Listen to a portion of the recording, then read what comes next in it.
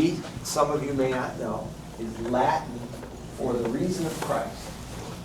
And we bring thoughtful Christianity onto campuses. We've got about 200 chapters across the nation, and we're also putting chapters in colleges and universities internationally as well. We've been here at UNT for about 5 years.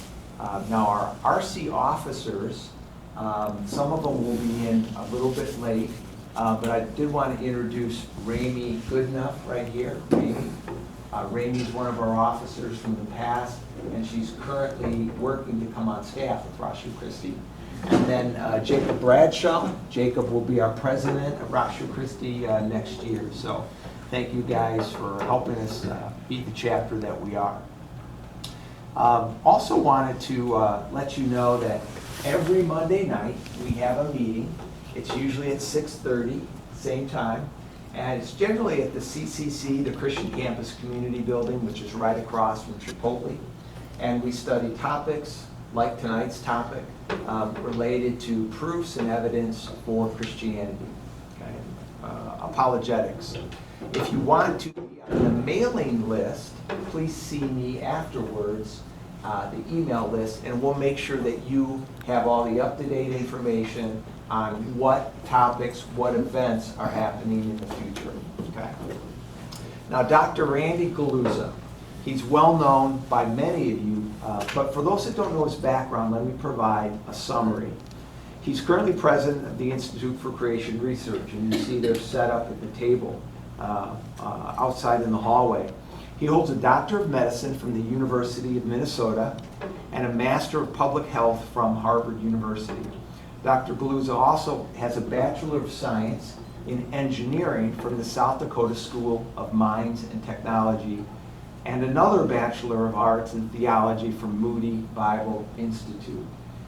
He was board certified in aerospace medicine. He's got a really neat career in aerospace technology and medicine, and he's a licensed professional engineer. So very broad, very educated, and as president of ICR, you know, we're just really privileged and proud that he could be with us tonight. He's written many books, and this is just a summary of Dr. Guliuzza's background.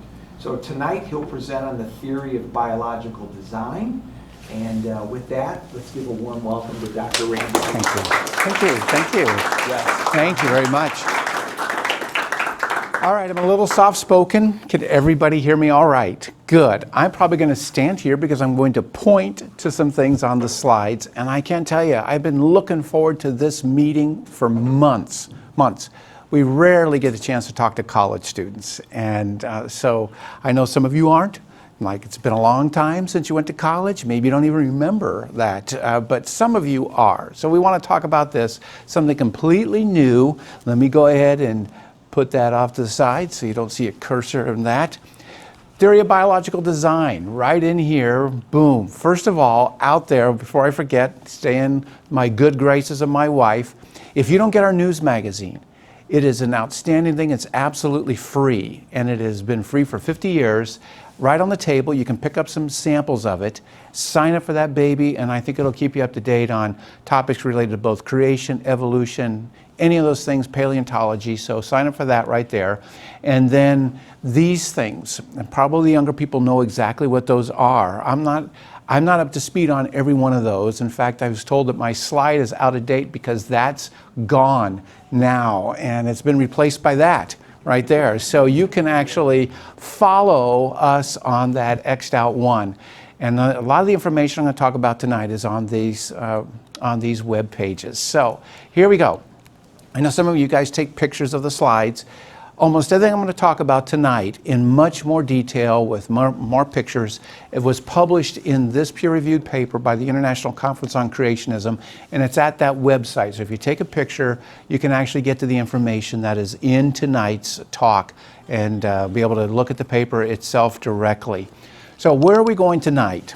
Lots of places, and most of them are going to be really short. But first, we want to define what a scientific theory is. If I'm talking about a theory of biological design, what in the world is a theory, and what are we supposed to do with a theory? Next, I want to take on a challenge that has been posed towards ID advocates and creationists for a long time.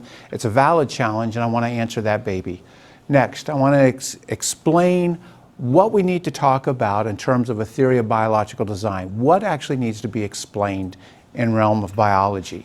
Third, for those here who are of the Christian faith and you hold to the thing called general revelation, I like to explain what that is, give some examples of engineered adaptability on that, and then finally wrap it all up in a framework of a theory of biological design, and we'll see how far through those slides we can get tonight. So first thing, what in the world is a scientific theory? Scientific theory.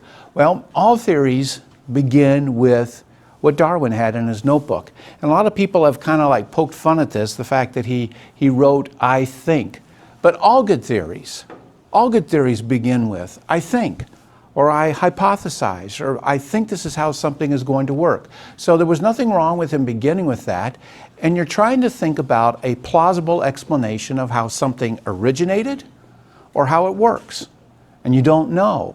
And so you make this educated guess and you, as he said there, I think. And in this particular case, he was thinking about how we got the diversity of life on Earth, and that's what he has in his little sketch. But in addition to that, he's explaining how organisms look so highly engineered. And he's going to try to explain that, and he had a hypothesis for doing that. And he began with this hypothesis, but all theories change over time. And they develop history to them. And a good theory is really an ongoing process that is continually refined and is a product of all the history surrounding it. And it's the framework that in a particular field of study should answer the big questions. Why do we have these rock layers? Why do we have the things that we see in the sky? Big questions of what the theories are supposed to be doing. And it should guide in interpreting what we see in the world around us. So that's what the main point of a theory is supposed to do. And as I mentioned, it's a hypothesis, but it's a working hypothesis. It's a hypothesis that should help you answer the big questions, interpret your observations, but also shape your questions. What am I going to research? What am I looking for? So it helps you put those questions together. It helps you make predictions of that research. If this is working right, I predict a find based on your theory. So good theories should help you make predictions, and it should set your research agenda. And what they eventually turn into is a long narrative. It's a long narrative of how I'm going to think about cosmology, how I'm going to think about geology, or tonight we're going to talk about biology. And what they do is they put little cubby holes in your mind that it says, when I see something in nature, interpret it like this. And you put it in a cubby hole. And you put something else in cubby holes. And the cubby holes are always to steer people into a particular way of trying to make sense of nature. And it's how we're going to think about things. And so theories take on a life of their own, and they help shape the way we view, in essence, life. We're going to view life in terms of cosmology. They shape this as the way. And once they take hold, they're really hard to change. And it takes a lot of evidence to change them. And that's probably a good thing. But that's what they're mainly doing. Hi there. We're talking about theory right here. You probably already know this, baby. So, all theories kind of have an agenda. They're to steer people into a particular way of thinking about the world. And Darwin's theory undeniably steers people into a particular way of thinking about biology and a particular way of thinking about nature. So that's what a theory is doing. Now, ID advocates and creationists have faced a challenge for a long time, and this is a verbatim challenge from not these two evolutionists, this gentleman I debated, Massimo Pigliucci and Jerry Coyne, but their challenge is, okay, you're finding problems with evolutionary theory, but do you have anything better? Do you have a better thing? Because that's how science is supposed to work. You're supposed to kind of replace one theory with a better theory. Do you have something better in its place besides just God did it on that? And this is what an evolutionist wrote up the challenge. I've kind of broken up into his 4 main points. He says, my main question to creationists, and he calls ID advocates that too, is what do you do next? My biggest problem with our worldview, he says, is that you haven't heard any positive consequences of the research. Then he says, at best what you do is you just try to punch holes in Darwinian synthesis and show that it's insufficient. If you say God designed it, isn't that just a showstopper? I mean, research is over, I don't look any further, this is complex, God designed it, end of the story. And then he asks this question, what new research does this hypothesis, speaking of creationism, help you to do? What would you do if you got a $5 million research grant? That's a good question. What would I do? I hope to answer that question and maybe even get the grant at the end of this talk. I'm going to try to tell you what I would do if I had a $5 million research grant. Third, what in the world needs to be explained? What's the big question in biology, or what are the big questions in biology? Obviously, one of them is what? How did life begin? What's the origin of life? That's a biggie question in biology. But the big question which has been haunting everybody, Darwin included, and all of the people who have followed after him, and people like me as well, is summarized by this Australian philosopher of science, Peter Godfrey Smith. He's a very thoughtful man. It's definitely wouldn't hold to my position, but he nails it exactly. And I could quote others, but he really did it succinctly. He says it's the apparent design of organisms. Of course, he calls it apparent, because if it was real design, that would demand a what? A real designer. So in his view, it looks like it's designed, but not really. It only appears like it's designed. But he's right. This needs to be explained. And the relations of their adaptiveness between organisms. How do organisms get along with each other? These are, in their environments, he says these are the big questions, the amazing facts of biology. And then he says, explaining these big questions is the core intellectual mission of evolutionary theory. Darwin put this together. Why do creatures look so highly designed? Why do they look so highly designed? Now, one thing you can do is you say, well, they don't look designed. But most biologists, including Darwin, they granted, this looks designed. This looks incredibly designed.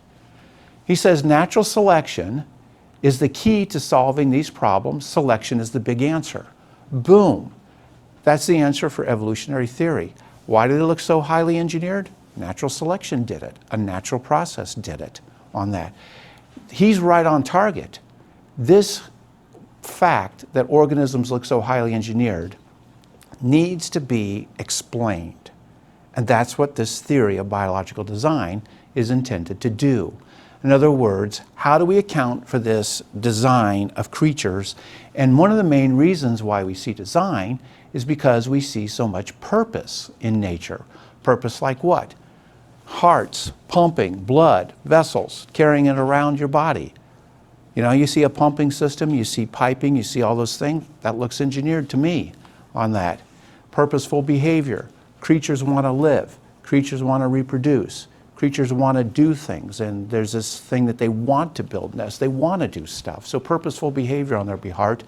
And why they fit so exquisitely well with their environment. Birds look like they were engineered to fly in the sky. Fish, dolphins, all these things. They look like they're incredibly well engineered to be in the water.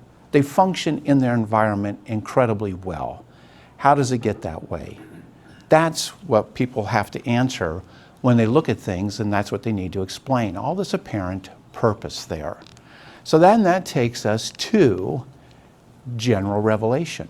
Now I know every one of here might not be a Christian, but in Christian thinking, God has revealed himself at least in two ways. He's revealed himself specifically in the Bible, but he's revealed himself generally to every culture, at every time, any place on this planet. He's revealed that he's there, and he's revealed that he exists. And therefore, you may not have specific knowledge, but you can have a general knowledge of God.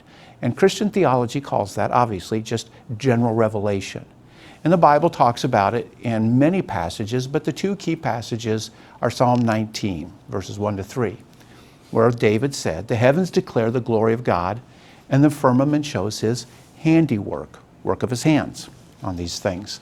He says, day to day they pour forth speech, and they reveal knowledge. But, he says, there is no speech, nor are there words, the voice is not heard. So they're in this way speaking to everybody who's ever lived on the planet, but they're not actually saying anything. There's not words. So he's saying this is an intuitive interpretation that you might have. And then in the book of Romans, the Apostle Paul almost says the same thing. He says, invisible things of him, speaking of God, from the creation of the world are clearly seen, being understood by the things that are made, literally, handiwork again, and or workmanship. His eternal power and his Godhead. Now this is also an interesting play right here, because just as in Psalm 19, 1 to 3, he says they're speaking but they don't say anything, he says invisible things about God are clearly seen. Again, it's an intuition. People look at the handiwork, they look at the workmanship in creatures, and they intuit. They say, I've seen this other places, it looks like it's engineered, therefore they would intuitively infer that this was handiwork and workmanship of the Creator on these things. So these are the main passages that say basically anybody at any place has had this revelation that there is a Creator. So what are they seeing? Well, if you're a geologist here, I'm not poking fun of you, but this is not really revealing a lot. It's a rock. And it's not really saying that this was designed. It's not really saying that it was created. It's not really saying much. Some of the geologists might debate that right there. But that, I would say that's debatable workmanship. But then in Psalm 19, it said that the heavens declare the glory of God. So when you see these things, you see this Milky Way, you see these stars, even before you had telescopes or you had a way to determine the constants of nature and things like this, this is indicating there's something that was created. Something's existing right here. But I would argue that the most powerful general revelation is this. It's living things, which is this in-your-face, incredible, overwhelming, undeniably complex thing. It's alive. It functions. It does something that the table doesn't do. It does something your chair doesn't do. And then the more you study it, the more you realize that this is like unimaginably complex. This thing built itself from a single cell. This thing repairs itself. This thing navigates. This thing can reproduce itself. I mean, you're starting to get into the realm of just incredible complexity. And you start as a cell and it builds itself. Sorry, gals, you don't really build the baby. You kind of provide the materials and the baby builds itself, constructs itself inside there. So you got this incredible self-constructing thing that just, I would say, this is the general revelation. When you look at the birds, when you look at this is what we're talking about in terms of general revelation. And this is what I'm going to assert people are intuiting. That you see the engineered workmanship in that baby that you see in living creatures, and you're going to find that it corresponds in many, many ways to the engineered workmanship of man-made things. Pumps. You have a pump, you have a heart, it's a pump. Pumps pump through pipes. You got the pipes in this. You're seeing corresponding elements that are doing the same thing, and they function by the same fluid dynamic principles in the same way on that. And people, whether they're an engineer, they understand fluid dynamics or not, they see these corresponding parts. And I'm going to argue that this is the primary, an undeniable revelation of at least three things of the Creator, the Lord Jesus. His power to do it, His genius to put it all together, and His wisdom to solve competing needs. And this is what you heard. I was an engineer. Engineers do this. I want something to be strong, but I want it to be light. I want it to be powerful, I want it to be fast, but I don't want to have to put a lot of energy into it. And so you have this ability to solve these competing needs, and that is wisdom. And so you see these incredible things of the Lord Jesus when you look there, and that corresponding nature is the general revelation. And I'm going to try to go through that in abundance tonight on examples on all of those things. So, in many ways, general revelation is very similar to what needs to be explained. Why do things look so incredibly engineered? And then you see this engineering, you see this correspondence, that is the general revelation. Whether people explain it that way or not, it's there and it demands an explanation. So what kinds of things? Before I even get into the theory, I want to give evidences for what I'm talking about. And I'm going to be talking about biological functions, things that all living creatures do. And there's 4 things that all creatures do. All living creatures grow. All living creatures reproduce. All living creatures metabolize. That is, they take stuff from their environment, they turn it into energy. They take things, they build themselves up. They recycle stuff. That's all metabolism. And all living things adapt. Because we live in a dynamic world, you can't be static. You have to be able to adjust to things. And so those 4 things all creatures do, all of them. In fact, most people will define life not by what life is, but what living creatures do. They do these 4 things. And if they do these 4 things, you're considered alive. This chair doesn't. So this is what they would say living things are. Adaptation is the main one that relates to the topic of creation evolution. Because if creatures were static, they couldn't change, then you could never get a theory of evolution going. If you can't change, you can't evolve. But organisms can change. They can adapt. So let's take that on. Let's see if I can explain adaptation from an engineering perspective. And I mean ultra naturalistic. No, every method, every means has to be natural. Totally natural on this. And these will be the game rules. Everything we have to explain has to be natural. And we have to come up with a way of doing those kinds of things.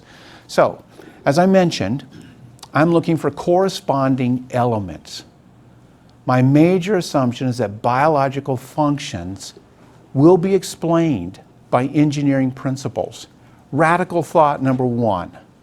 Your biological functions, including your ability to adapt, can be explained by engineering principles. Best engineering principles on that. And I'm looking for corresponding features. So I purposely picked this old car. This is an autonomous car. They're tidier today because you can't see the things on an autonomous car. But what this car had, this car could drive from New York to Los Angeles if you put enough fuel in it. It could go around traffic jams. So it probably wouldn't come through Dallas on that. It would drive through things like that. It could drive around storms. It could drive around tornadoes. It can download data like you guys get.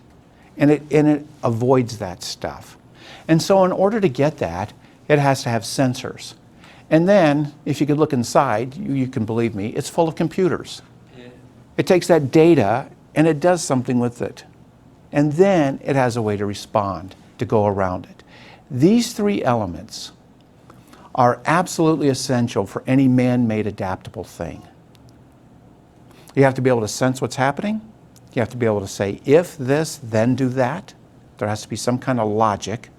And then you have to be able to respond, have an output. So it's like input, output, but you do something with the input of that thing. If you can't sense, you can't adapt. If you don't have logic, you can't adapt. And if you can't respond, you can't adapt. If any of these are missing, you can't adapt. I'm going to assert that these 3 functions, these 3 things, are not only essential for man-made things, these are essential for all living creatures. All living creatures are going to have these same corresponding elements. And if the creatures don't have them, then they won't be able to adapt. So, new scientists when you see headlines like this, how do we think about this? How should we think about this? They're going to report on an experiment, and don't get hung up on the climate change, on those things. What's cool about the headline, it says, these guinea pigs beat the climate change by tweaking their own DNA. That's kind of cool. You're able to tweak your own DNA.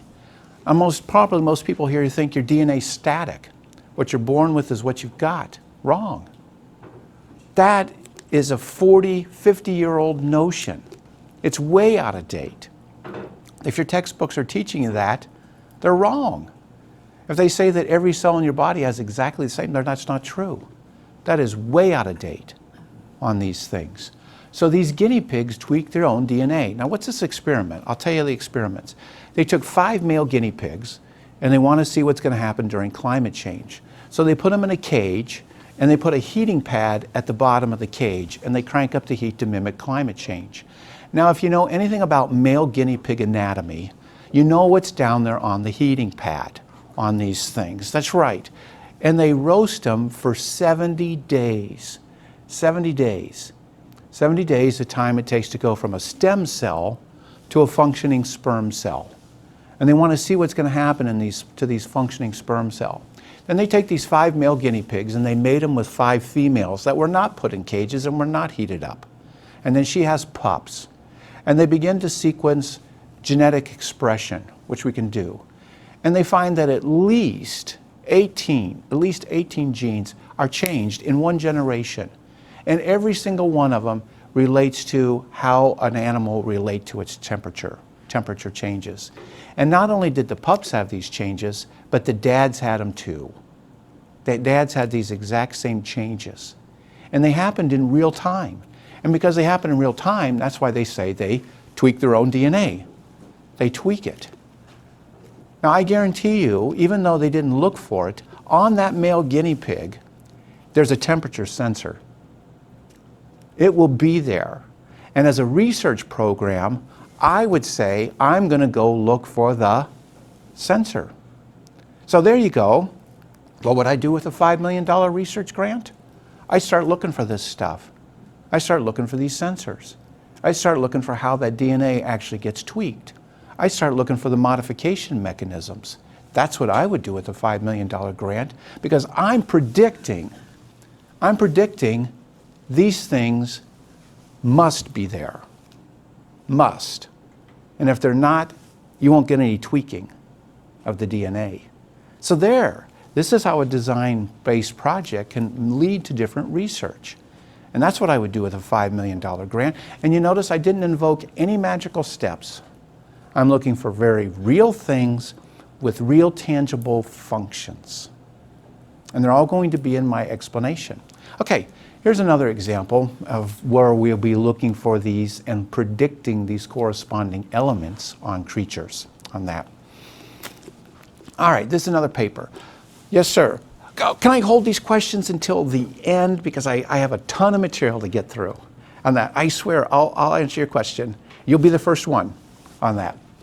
And if I don't get it all out in one gulp, it won't have the same effect. So if you're a scientist, you recognize these papers, Current Biology, published on this. And this is an interesting observation of these rove beetles. Everybody recognizes the beetle there, and how many of you can see the ant on that? But that's not an ant. These rove beetles have a mortal enemy, and they're army ants, and they'll eat the beetle on that.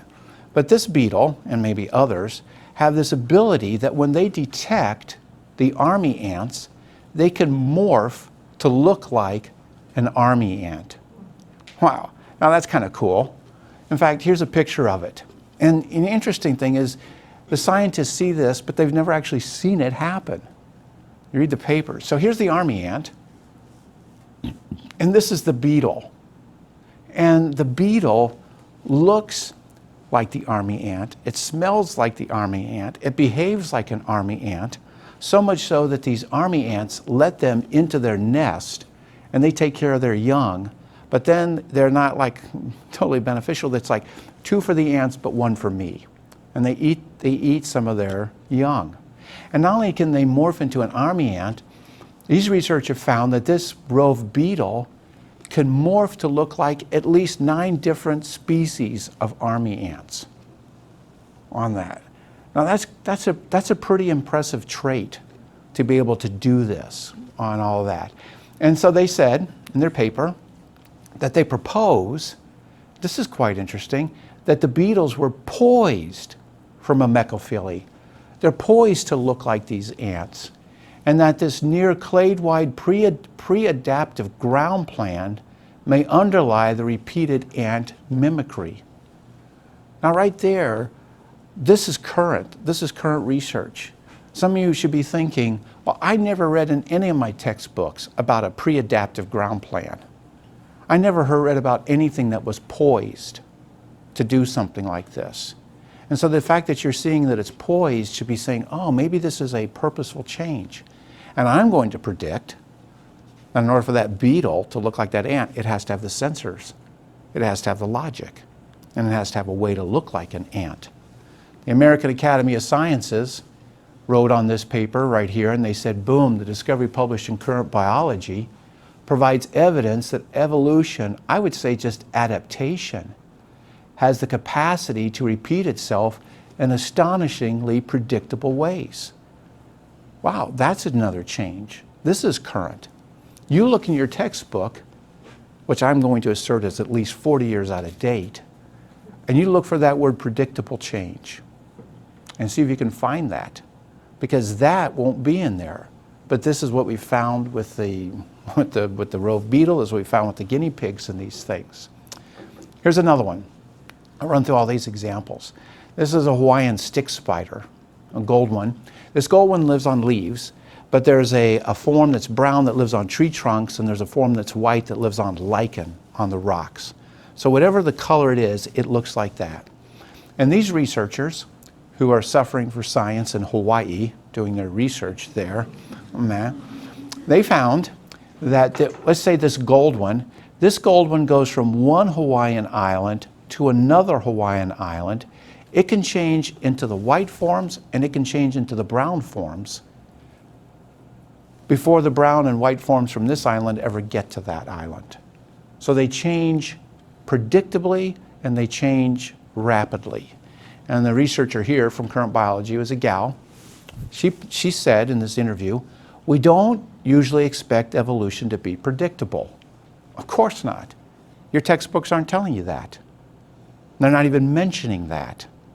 Predictability sounds purposeful. Predictability doesn't sound random. Predictability sounds highly purposeful. And so that's why your textbook is not, and that's why you don't hear it on National Geographic or NOVA, because you don't expect it to be predictable. But Hawaiian stick spiders of the Rhamnus genus have repeatedly adapted the same distinctive forms known as ecomorphs on different islands. She said, the spiders arrive on an island and boom, you get the independent evolution to the same set of forms. This sort of rapid and repeated evolution. Predictable, rapid, repeatable on that.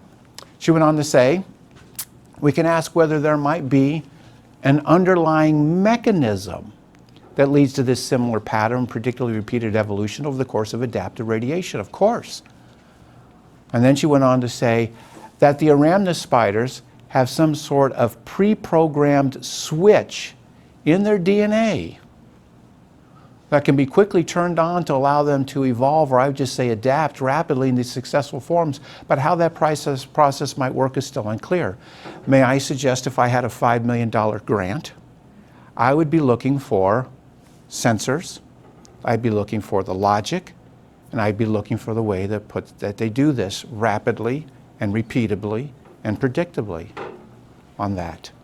Because I'm saying that there are going to be corresponding elements enabling these spiders to track their environment.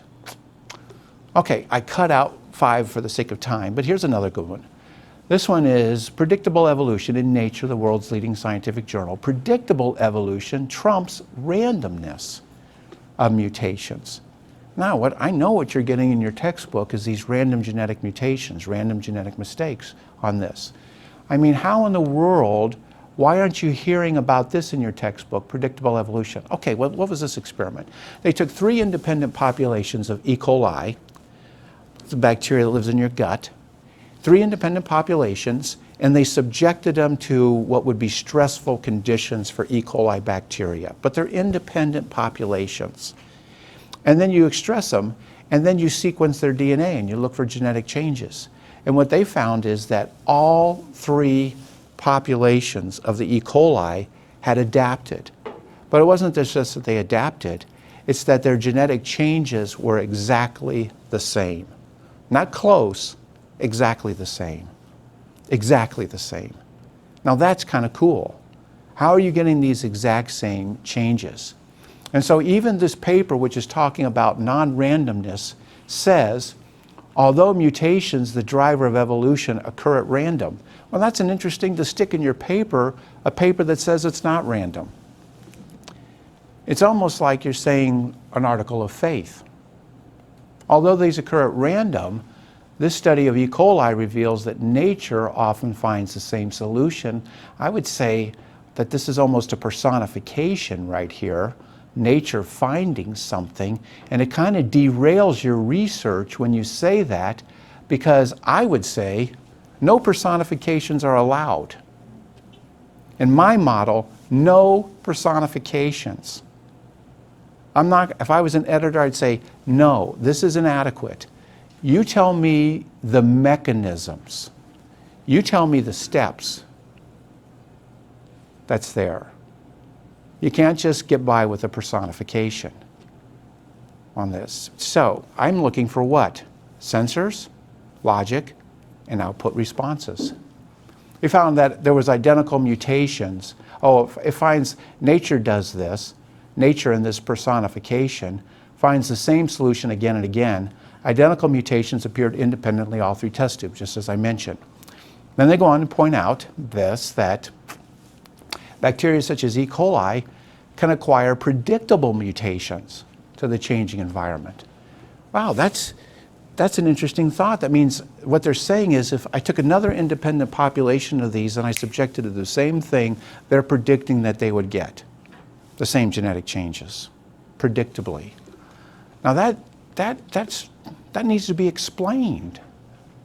That needs to be explained. And you have to have a theory that can explain these kinds of things right there. All right, one other paper. This one came out in 2022. Now this was an interesting study on fruit flies. And they did it over the course of a summer. And they took 10 different cages. Penn State did this.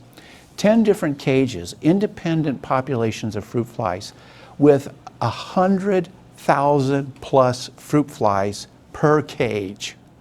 So you got these huge samples, 10 different ones, and then you do full sequence genome sequencing on these fruit flies over the course of a summer. And you find out, are they able to track the changes from spring to summer to fall? Are they able to track these kinds of things? And you can map all different 10 populations.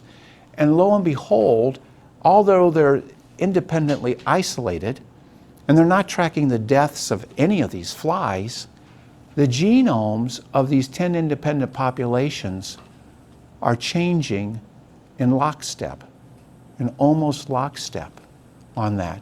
What kind of changes? Well, Penn State reported on their experiment there.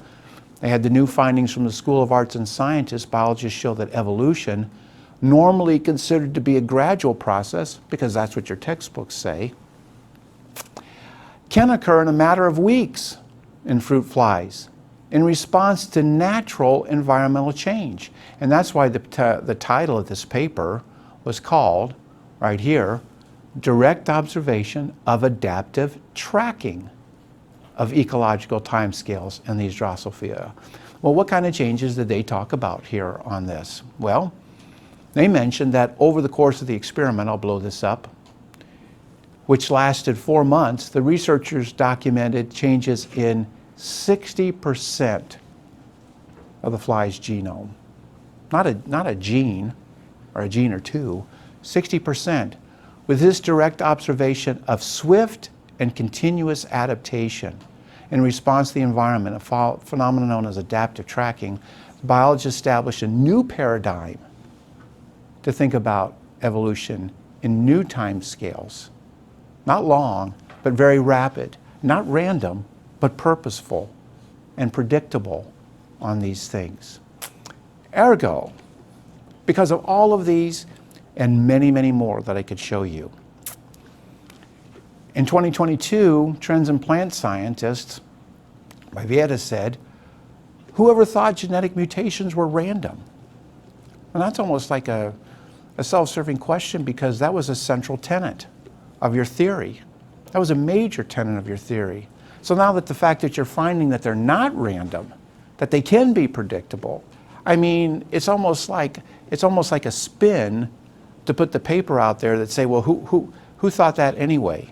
Well, I bet most of the people that came in the room here were thinking that, because that's what we were all taught. So whoever thought? And he's gonna show that they're really not there. Oh. 2019, Public Library of Science. What is mutation? A chapter in the series of how microbes jeopardize the modern synthesis. Modern synthesis is evolutionary theory. Well, how do they jeopardize it? They went on to say this. Oh, this isn't interesting. We argue that regulated mutagenesis, not random, regulated change. That's in the part where I was saying you have sensors, you have logic, if this, then do that, and you have a way to respond. That's regulated. And I could show you five or six more papers that are talking about this. Regulated mutagenesis mechanisms greatly increase the probability that the useful mutation will occur at the right time, thus increasing an organism's ability to evolve and possibly in the right places. Assumptions about the constant, gradual, clock-like, and environmentally blind nature of mutation are ready for retirement. This should be in your textbooks. But the textbooks are out of date and the textbooks are driven. I mean, this is a major finding, major conclusion. So much so that in Lisbon, Portugal, in 2017, they held a major conference on the nature of variation, random, biased, and directional. And then they asked this question right here at the bend. Why was variation characterized as random in the first place? Why? You have a genetic change. What's your test to show me that it's random and not necessarily regulated? In fact, I haven't read any of the papers that said, oh, this is how I tested that, and this is how I showed that this was random. The randomness it's doing something. Remember I said all theories are to take you from here to here. It's to take you from one place to another. Randomness in the theory is to push back against purpose. It's to push back against design, because randomness is the anti-purpose. And so that's why it's characterized. Even though all the studies nowadays, it's not. It's regulated. And that. And what would be the case if either mutational or developmental biases, I mean, the evolutionary process was supposed to be meandering and random on that. So, we have all this evidence. It's contrary to what you guys are being taught. It's contrary to what your textbooks. And I'm not just making it up. I showed you the papers. I showed you the papers. I showed that they're current papers on that. So it doesn't fit with the current evolutionary theory. That's why evolutionists had a major conference in England in 2016, like, how are we going to deal with all this contrary evidence with our theory?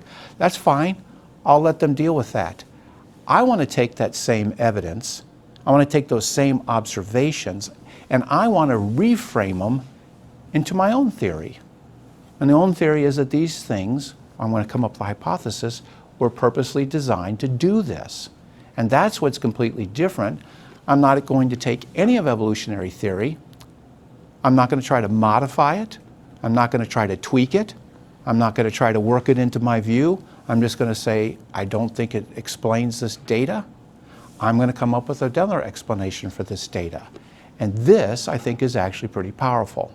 So how do we explain when all this research that I showed you is showing that these changes are regulated? That's not random. Rapid, repeatable, and with responses that are very, very targeted. Very, very targeted, so much that they can even be predictable, as we read those in some of those changes right there. What would a theory of biological design look like? What kind of assumptions would we make? What kind of principles would we have to guide our explanations? Good theories have basic assumptions. Good theories have basic tenets on how we're going to answer big questions and how we're going to put all those things together. Well, here are my basic assumptions. So I'm going to put this into a grid. So this is a top part of the grid on that. So what am I thinking about when I say that biology is essentially engineering? So I'm agreeing with an evolutionist on this because he just flat out said biology is engineering. Well, I'm going to make some assumptions. If I'm going to assert that biology is for all practical purposes, it's engineering. It's like civil engineering or biological engineering. I mean, it's engineering. I have some basic assumptions. First, it's integrated. I'm going to assume that not only just the applications of biology, but even the basic research all falls in the domain of engineering practice on that. I think I'm on pretty good grounds on this because the fastest growing departments at most major universities are what kind of engineering? Bioengineering and biomechanical engineering. That's the fastest growing departments anywhere, and probably it's going to happen at UNT if that's what UNT's emphasis is. Second, I'm going to say it's comprehensive, and here's a radical prediction, that everything in biology, all the organs, their systems, their organs, the organisms, their systems, the organs, everything down to the molecules and lower can be reverse engineered. It all can be reverse engineered. That's a radical new basic assumption. Next, I'm going to say that these can only be explained by engineering principles. That if you really want to explain how something's going to work biologically, it'll be explained by engineering principles. Excuse me, push the wrong button. And it's directive. In other words, not only can we study living things to get applications of man-made things, but studying man-made engineering will help you in biological research because I'm expecting corresponding systems with the same elements doing the same things. So if you want to know how something works in biology, you find a man-made thing that's doing something similar, you know how that works. That's going to tell you how things could work in biology. Radically different. I'm making the case that biology and engineering are intertwined. So what does that mean? So when I'm talking about engineering principles? So let's say there's a problem in nature on that, and you have a search space, and you want to find a solution to the search space over time. How can we find that? From an engineering perspective, I'm going to assume in real life that there are major constraints. So if a biological thing encounters a challenge or it becomes challenged, it can't just get to the solution many ways. In fact, I'm going to argue that the best solution is what we would define as engineering principles. The best way to get from that challenge to the solution are the engineering principles on that, which is very different from what I was taught in school, which was the selectionist view that when an organism gets challenged, that it can find maybe that solution. Over time it can change, or maybe it'll backtrack and eventually gets to the solution, or maybe it has a solution that does that, or has a solution, or has a solution. I'm saying that this unlimited possibilities to find solutions borders on magical. That in real life, creatures can't do that. That there are real hard constraints which limit the way that they can actually do things on that. That you just can't just say, well, maybe it could get there through this method or this method or this method. I'm saying that That is an unrealistic assumption of the current explanation for that. So I'm chopping out and making everything hard and natural. You have to live by natural realities, natural assumptions of which there's real constraints. Next, I have 3 basic premises. First, intentionalistic. And that relates to the whole idea of purpose. And what I am going to assume is that there is goal-directed purpose and activity at every single level of biology. At the molecular level, at the organ level, the system level, all of these levels, they're all going to have goal-directed activity. Next, this is radically different from the current one. It's internalistic, which means that if you want to know how an organism works, you must study the organism itself and only the organism. In other words, identifiable control systems within the organism, identifiable control systems within the creature will actually be the cause of how they change. And nobody necessarily looks for that, but I'm saying if I had a $5 million grant and I saw these organisms change, I'm looking for these identifiable control systems because I'm predicting they're there. I'm predicting they're there. And then in terms of agency, it's individualistic. This is also different. I'm assuming in the premises is that you're a distinct entity. I'm a distinct entity. You have boundaries of where you start and stop, and so do I. And how we're going to understand things is based on this individuality that every creature has a self-boundaries and should not be conflated with non-self. So with those assumptions and these premises, how do I interpret biology now? So, if biology is purposeful and it has goal directed at every activity that I see it, when I see a genetic change that is adaptive, when I see that genetic change, my default interpretation will not be random. My default interpretation will be that this was a directed change. That's a big change. I will go to random when I'm shown it's random, but until then, my default interpretation of how I'm going to understand biology is that this was a directed change, that there is coherence, that there are things in biology which operate as source and result at the same time, that I'm looking for foresighted, goal-oriented states for things. So if I cut the arm off of a salamander, I'm expecting it to grow a new arm in a very purposeful, directed way. And I'm anticipating proactive changes. Now this is kind of cool. I'm predicting that organisms will be able to detect environmental changes now and prepare themselves or their offspring for how they should respond to something in the future that hasn't even shown up yet. That's very different. These are very specific things. I'm saying you detect it now, you prep yourself for how you're going to respond when something in the future comes that isn't even here yet on that, or your offspring. These are all things that engineers have made. These are man-made things. So this is very specific. It's a different way of looking at biology. If all operation is due to its own control systems there, then I'm saying that the organism as a whole is the directing program and not everything can be reduced to the genes. The genes are just a slave of the cell. The genes are a slave of the organism. They're not running it. The organism is running itself. So I'm taking the status of genes and I'm greatly reducing them. At all these things. I'm saying in terms of precedence, when I see an organism solve a problem, the credit should be to the organism's traits. My traits solved that problem. Not that I was favored, not that I was acted on, none of these magical things.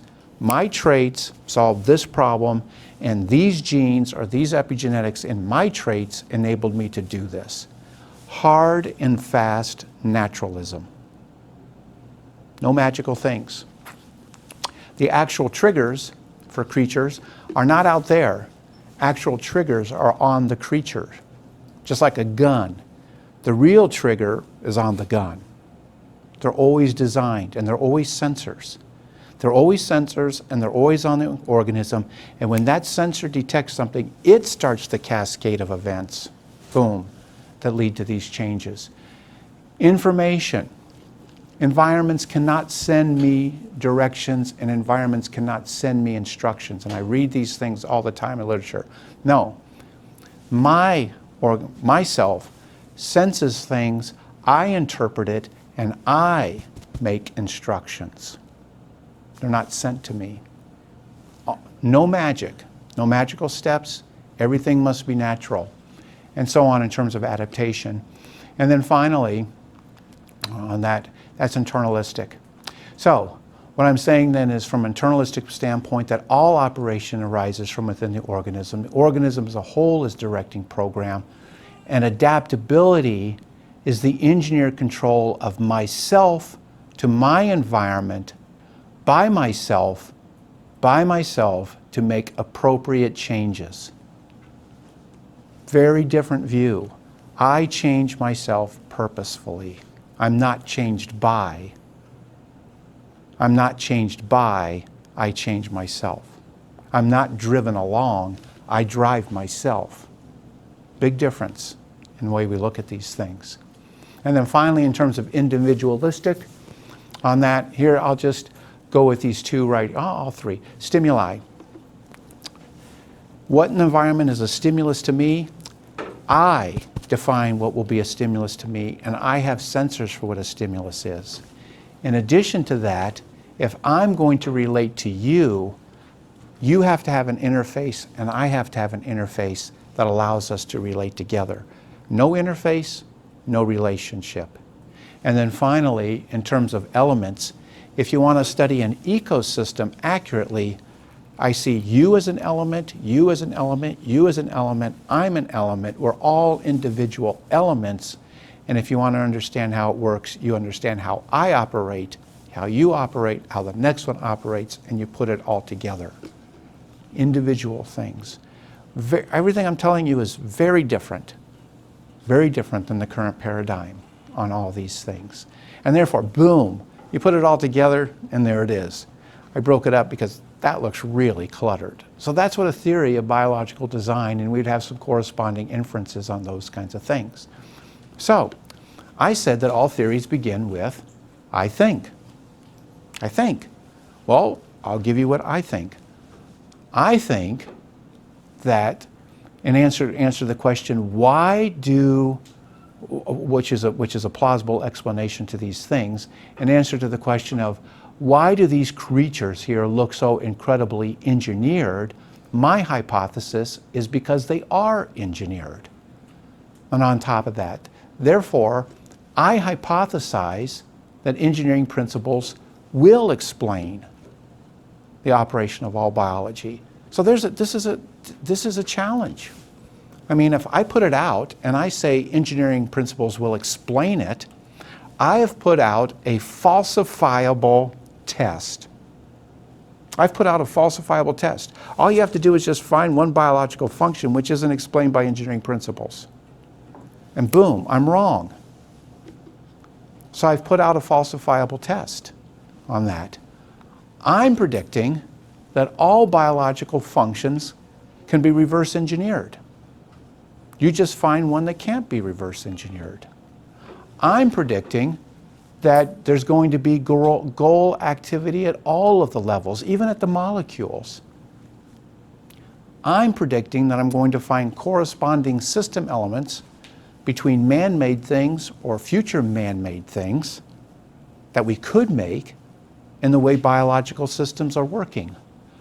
I'm predicting identifiable control systems in organisms that are going to control all of their functions. This is testable.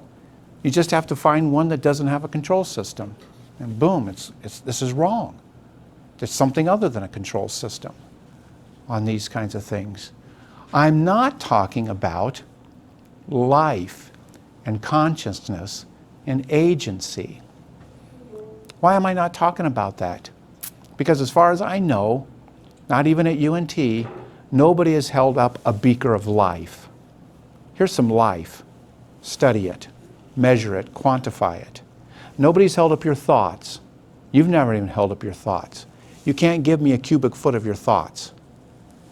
You can't do this. So these are things that we can't actually handle, and agency, ability to act independently on your part. I am talking about, by the way, growth, reproduction, adaptation, and metabolism. And tonight I just spoke about adaptation, but we should make a model that talks about metabolism. So my model of adaptation is that organisms continuously track their environment through sensors, logic, and responses. And how they do it is through many, many innate systems. Epigenetic, genetic, post-transcriptional modifications, et cetera, all of these things are enabling them to track their changes. And continuous environmental tracking differs from selectionism in a couple ways. First, as I mentioned, I focus on the organisms. If I want to know how this fish got blind and how it's doing it, I do that, I look. And second, I'm going to explain it by engineering principles, which I've already discussed on those things. I'm anticipating that just like the engineers who built this space shuttle to go through all of these different environments anticipated all of the challenges, and they built the solutions before this space shuttle faced those challenges, the same is true of organisms, which lets me to do a head-to-head test. Head-to-head test of my theory against current theory. So, we're doing research on these fish, these cave fish. This is a surface fish. It lives in creeks. It has eyes. It has pigmentations and many traits. This is a cave fish. These two can mate. They can have offspring.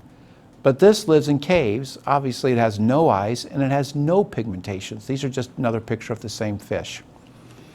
How do they get to be this way? How do they get to be this way without the pigmentation? Well, my explanation would be that this fish was engineered up front that when it finds itself into a cave, it can make these changes plus many other changes that are necessary to live in a cave. Therefore, pigmentation is a trait that can be dialed up to be pigmented or dialed down to not be pigmented on this. The same would be possibly with the eyes. The evolutionary explanation that I was taught is that the genes to make these pigmentations have mutated and mutated so much that they're broken, that therefore pigmentation can't be made again. So we can put this to the test. Here's what a pigmented fish looks like, silvery pigmented surface fish. And here's a cave fish. This is a female that we did research on over a couple years ago now. And we can take this fish and put it back into simulated sunlight conditions. Same intensity, same weight and length, same duration, same. If the genes are broken, it'll stay pink. If the genes can be modified up or modified down, it will pigment. And this is what the fish looked like in 32 days. Wow, that's a biggie. Yeah. That's quite amazing. Head-to-head test. Head-to-head test. The genes aren't broken. This is a modifiable trait. This is a female fish here. That's what she looked like. And she's not dead. She's just stunned. She's putting some ice water. And then you can take a picture of her without it flopping around. And this was a male. Same thing. Changed on that. So here we have, so what would I do with a $5 million research grant? If you want to challenge me, what would I do? I would expand my lab. I would expand these things. I'd get ways to look for that. I come up with all kinds of ideas for these kinds of things. I bet you we could find the same thing with earthworms. There's no doubt in my mind that they do the same thing. This gentleman up here is probably one of the world's leading experts on earthworms. So, and he knows a lot about them. I'm saying they're adaptable too, probably by the same mechanisms, explainable by engineering principles on that, on those things. So, solutions precede the challenges, they're not due to the challenges on all of that. Operations arise from identifiable control systems. What would I do with a $5 million grant? I'd start looking for those control systems if I had it on all of those things. So we have an externalistic view where we have passive organisms, which is the current explanations, which are shaped by the vicissitudes of nature, where adaptation is undirected due to a trial and error and hit and miss process, where changes are said in your textbook to be iterative, gradual, or linear, or as Darwin himself said, numerous successive slight modifications. I'm suggesting we can replace it with something that is designed and purposeful, that it's internalistic.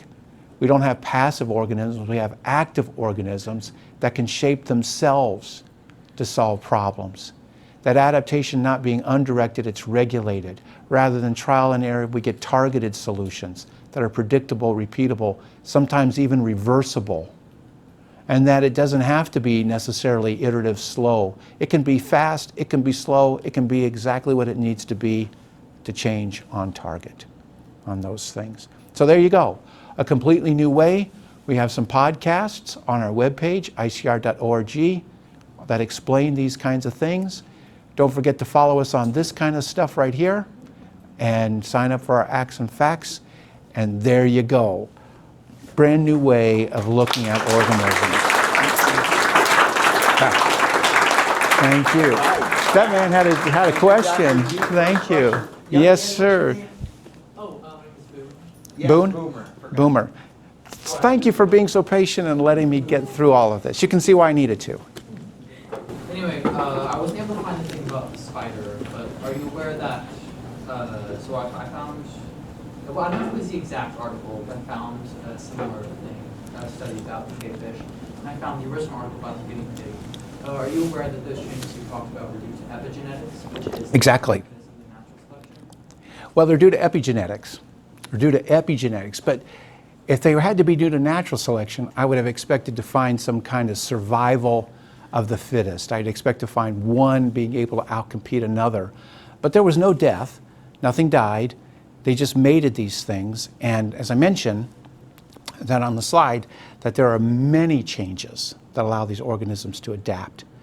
What we need to find out is what regulates these epigenetic changes. What I'm suggesting is that somewhere between the exposure and the response, whether it can be a genetic change or whether it's an epigenetic change, an area of research that is really lacking is I have an exposure and as you said, epigenetic change. What led to that epigenetic change? What's controlling that? It's not magic, and it's happening very purposefully. We need to find out what's in that spot right there. Any other questions? Next. Yes. So, would you agree that, like the traits that an organism has are due to the specific genome that it has, like the genetics that it has? Not necessarily strictly to the genome, not necessarily at all. I would say that the genome plays a prominent part, but as even Boomer mentioned, there's epigenetic changes. And epigenetic traits have this ability to rapidly fluctuate with an environmental condition, and then they can kind of go back to baseline. And most of them get reset during spermatogenesis or oogenesis, but not all of them do. And nobody knows exactly why some get reset and why some of them don't yet. That's an area of research. So there are those factors, genetic factors, there's epigenetic factors. There's ability, even as the organism constructs itself in the womb, to detect information that mom sends it and adjust itself in the womb for even advanced conditions that it could find itself in. So genes, though important, don't get me wrong, they're important, are not the whole story. Not the whole story by any means. So, would you expect then that organisms that share similar designs would have similar genetics?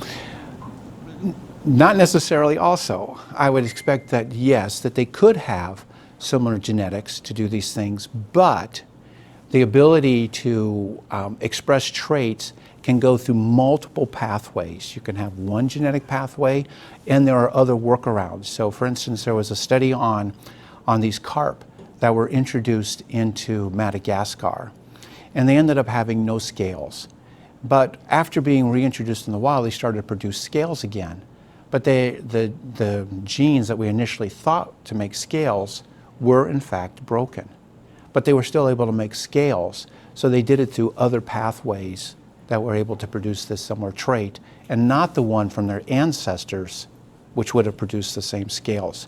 So the ability to make these traits are not necessarily always, of course, my brother and I looked very similar because we do have those, but not always the same.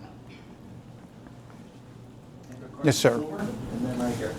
Yeah, so, kind of a similar question, but I Googled how do epigenetic gene changes happen, and the very first result was an article about specific molecules that have been found that trigger epigenetic changes that can keep, like, the guinea pigs. That's right. So, like, I think what you're talking about is, like, It's not fully known. And James Shapiro from the University of Chicago is really doing a lot of research on this, and he's looking at multiple mechanisms at epigenetic changes as a way to link, and he has a paper published on this, I think it's in Frontiers in Genetics, how environmental conditions get linked to my phenotypic traits many times by not directly changing my genome and not through a strictly Darwinian process like we learned in school, but through epigenetic modifications on those things. And of course, we know what puts the markers on particular DNAs, we know what puts the markers on the histones, but what exactly is regulating all of those things is an object for study. In fact, they the article that documents specific molecules that detect. okay, there is a specific molecule, but the specific molecule isn't happening magically. The specific molecule operates for reasons. And that's what we need to know, is what happens and why they're happening. For instance, when we sent one of the Kelly brothers to space and we kept his twin brother here on Earth, one of the Kelly brothers, after just a few months in space, because they can sequence his epigenome, has over 8,000 epigenetic changes. And most of those epigenetic changes are specific, enabling him to live in a space environment, to gravitational things.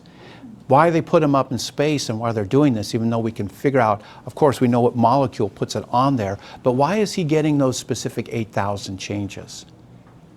And why are they specific to living in space? And why do they rapidly revert? That is a great research question. I'd love to do that if I had $5 million on that. I know the molecule. I know that they're going to put them on. I know where they're putting them on. But what's regulating those molecules, and what is the interface between that regulation and his exposure to space? Question here. What's your name? Anyone? Ayan?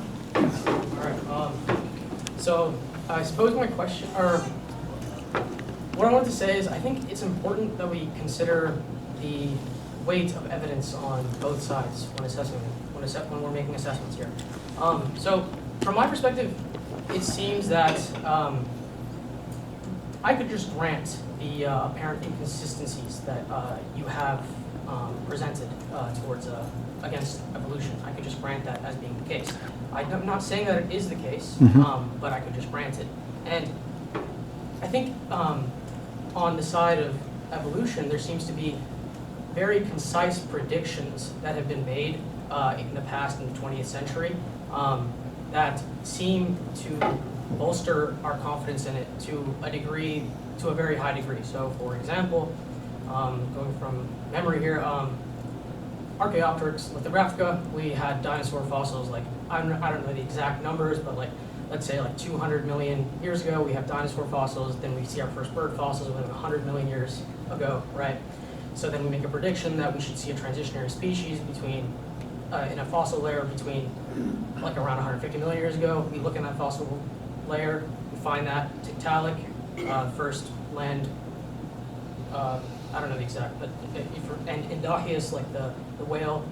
Everything seems to, what I'm essentially trying to say is everything seems to be perfectly aligned with where we would expect them to under an evolutionary understanding of things, right?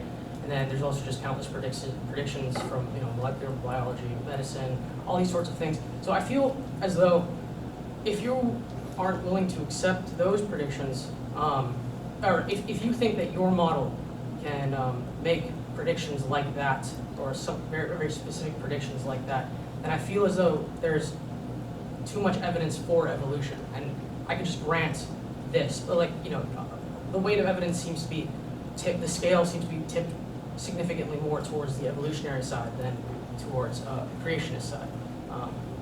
Yeah, and also the inconsistencies, we could just say that there's some unknown facet of nature out there that we have yet to explain yet. But yeah. Well, I would say that that's a great topic. We've had people come here before that would debate, whether Archaeopteryx was that transitional form, and whether Tiktaalik, if it's this transitional, why you find footprints in sediments that predate it when it's supposed to be like the transitional to walking creatures. I would say that, if we really had the time, I could show inconsistencies with those predictions, and so that'd be number one. Number two, I would say that when I was in school in the 50s, that Neanderthals were taught to me to be some cave-like creature, but we now know that we mated with Neanderthals, so that prediction was totally wrong. I was told that my appendix was a vestigial organ and kind of useless, but when I was in medical school, I learned that it had tissue that was in my immune system and functions as a sentinel at a perfectly good place, and could be a vital part along with my tonsils. So they were wrong, because it's not vestigial, most are that. I was taught that as I went through an embryo that I had gill slits, and I now know that those folds in the neck had nothing to do with gill tissue. They formed into my jaw, my thyroid, my parathyroid glands. So that was wrong. I was taught in the 70s that DNA, which people didn't know what it had for, was told unequivocally that this was junk DNA, and now we find on that, so that weight evidence was wrong.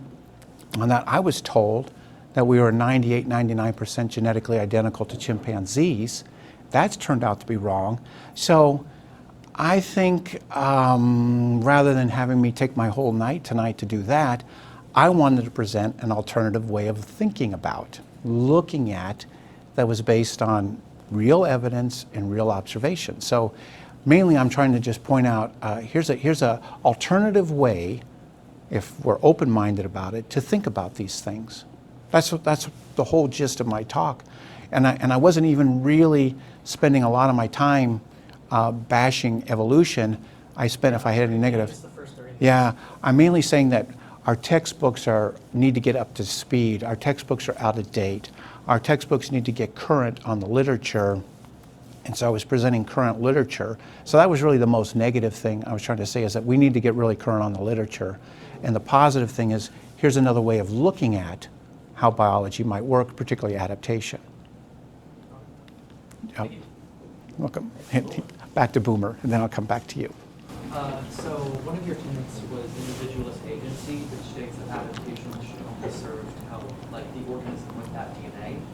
But then how do you suppose that explains morality and group behavior? Because through evolution, DNA that's part of an organism containing a feature that helps serve to increase the propagation of that DNA is encouraged. So for example, if there's a group that shares DNA and there's a feature that says okay, it's fine, just kill everyone, take their food, then what will happen is the group will die off and only one organism will be left, so there's less DNA to propagate. Whereas what will happen in natural selection is then it will encourage features that will say, actually, don't kill other people, just help them out. And so now there's more organisms sharing that feature, which can then propagate that DNA further.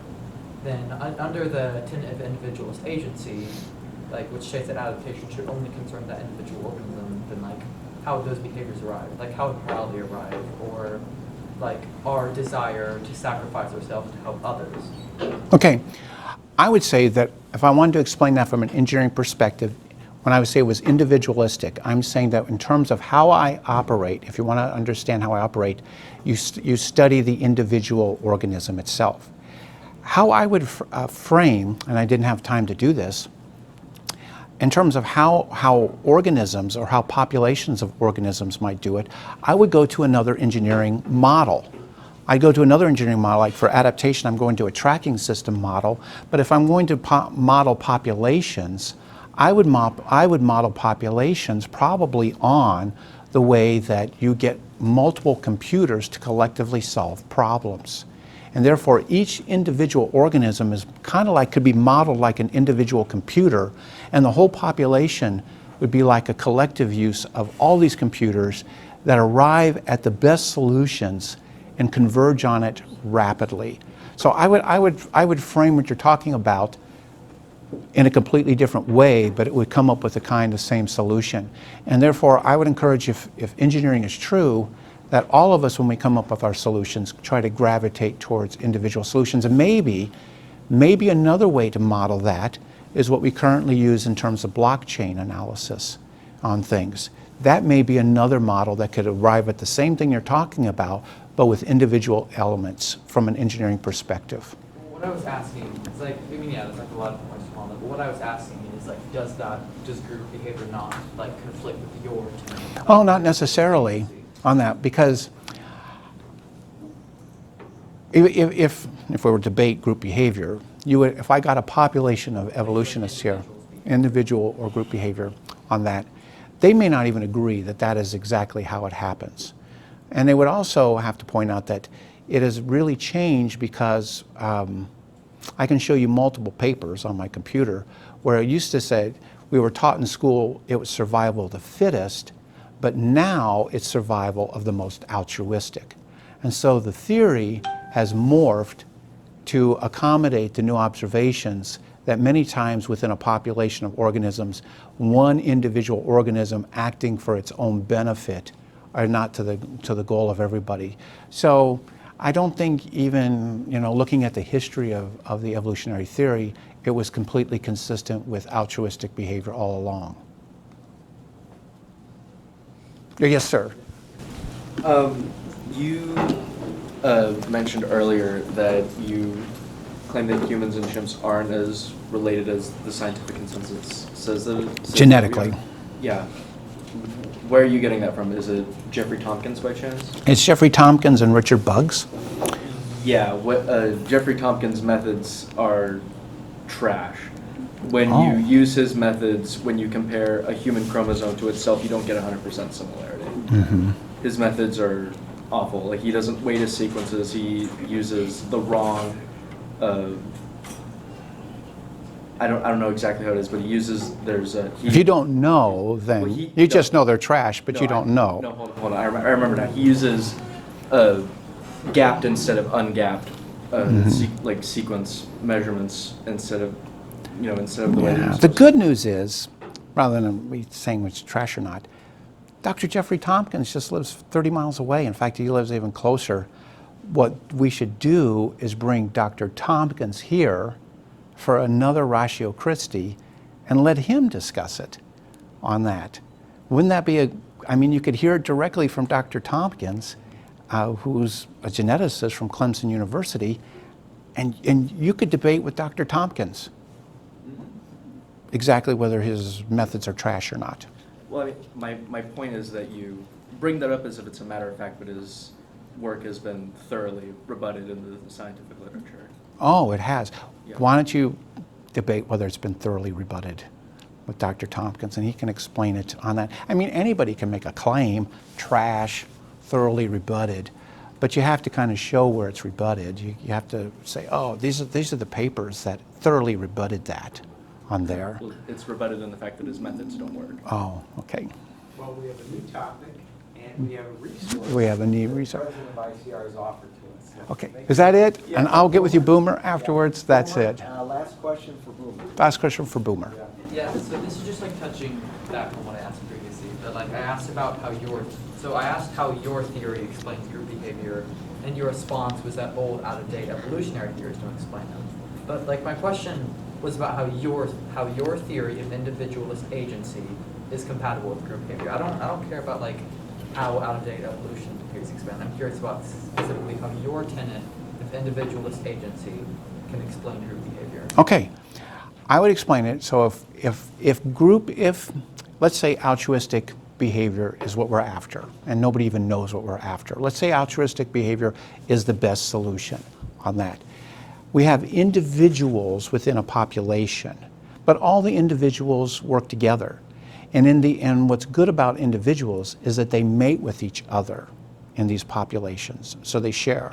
And so you end up having all these individuals working on trying to solve a particular problem, and because they can mate together on that, then if altruistic behavior is that, then they can arrive at that. There's nothing in my model which would preclude them from arriving as a collective group from altruistic behavior, even though they're operating individually. Right. Can I maybe like make an interjection? Sure, interject. You were earlier kind of talking about a computer networking sort of idea, and like that's exactly what we do in computer networks. You know, we have computers that use common protocols, very similar to human, you know, interactions through communication, common language that allows us to come up with ideas and work together. And so maybe that's kind of That's it, and it's a model. yeah. It's a model, and it's a model that can explain it. Then Yeah. why do we like have the desire or ability to sacrifice ourselves for others? Because then us and our individualist agency won't be around to reap the benefits. No, I'm not saying that my individual boundary indicates that I always act in my self-interest. I'm saying that when you, The adaptations that produce those actions. right, but that doesn't necessarily, I'm saying when you want to study me, you study me within my boundaries. And maybe within my boundaries, which I know is true, I have the ability to sacrifice myself for others. Well, did your tenant not specifically state that adaptations only occur to help the individual? Or No. That like me adapting, I have this space of all adaptations I can do, and I'll only do the adaptations that benefit me? No, I did not say that. I did not say that at You're all. saying that you can look within the individual itself for the adaptations. And that For they're the not originating adaptations. from outside. Exactly. Boom, that's exactly what I was saying. Actually, touching on that, like, isn't like 40% I mean, is of I, the work in this environment- we'll pick this up. We'll come up on here. Close it up, and you may have a minute to continue that Yeah, discussion afterwards. Let's get Dr. G. Thank you.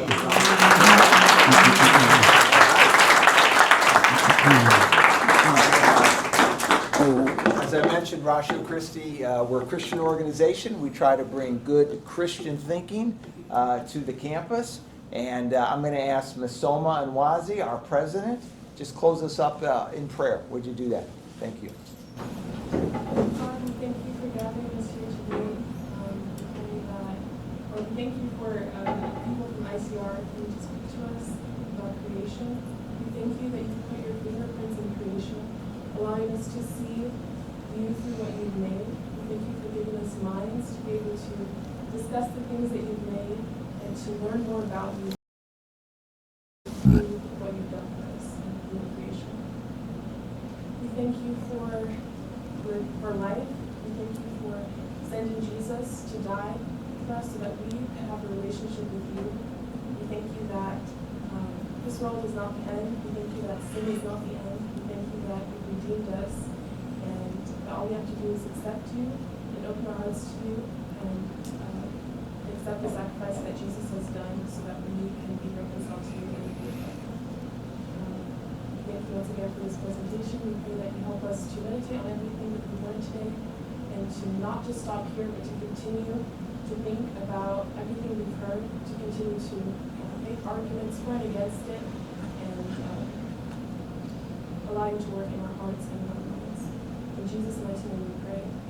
Amen. Amen. So next week, we'll have an open discussion about this session as well as the last couple sessions that we've had. We'll be back at the CCC. You're all welcome to join us, 6:30. And in a couple weeks after that, Ms. Soma, our president, is going to speak on the existence of God from mathematics.